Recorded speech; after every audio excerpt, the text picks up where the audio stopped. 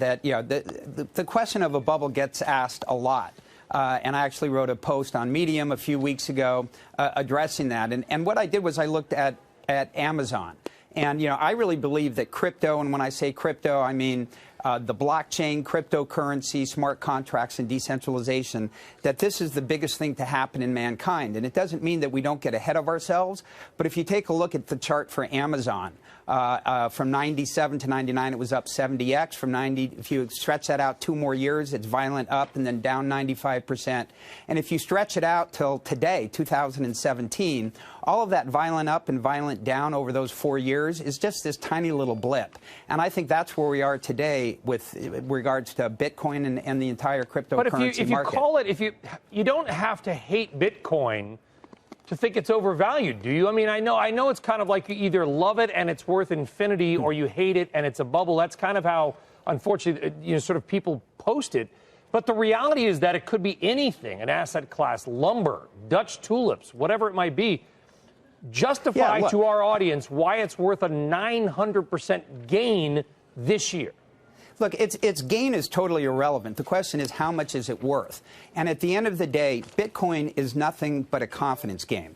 That's end of game, and investors have to get confident with that. And by the way, every asset is nothing but a confidence game. Gold is nothing but a confidence game. What is it? Why does anybody own gold? Because they believe tomorrow somebody else is going to pay them more money for it. Gold is worth $8 trillion. Bitcoin's worth $150 billion. And by the way, it is by any measure a much better store of value than gold is today. You don't get nervous using that phrase, a confidence game? A Ponzi scheme is a confidence game also, yeah, right? Look, everything is a confidence game. Facebook is a confidence game.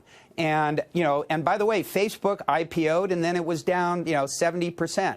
So, I have a word that I use to describe the tendency of markets to become bubbles and pop and then become bubbles again.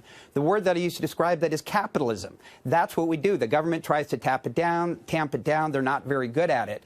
But, I'm not spending a lot of my mind share thinking about where Bitcoin is going to be tomorrow. I'm thinking about where the cryptocurrency marketplace is going to be in 20 years. And it's not going to be 300 billion where it is today. It's going to be tens of trillions of dollars. The people who are critical of the Federal Reserve and the central banks all over the world having printed money and done quantitative easing point to cryptocurrencies and say they are a direct result of all of that. You have any thoughts on whether or not the loose money has created this phenomenon?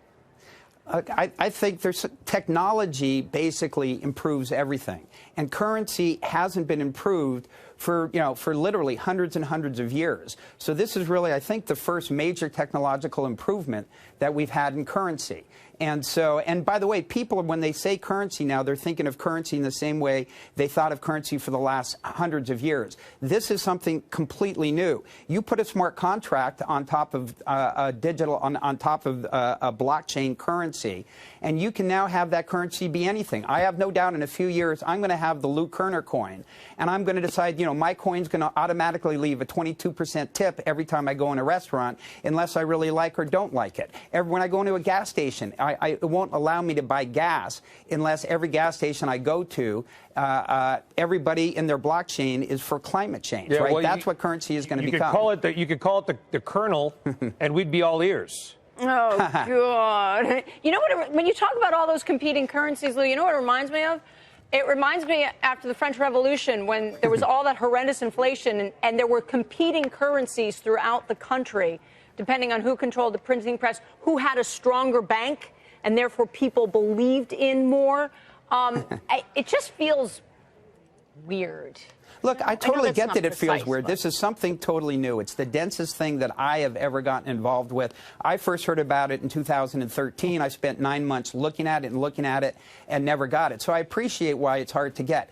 But you're talking about currency as though it's the same thing that has been for hundreds of years. When I get asked how many currencies can there be, I answer, how many companies can there be? Do you ever say, wow, there are too many companies? You know how many companies got started today? Okay. There are too many. Okay, that's a new way to think about it. I hadn't thought of it that way.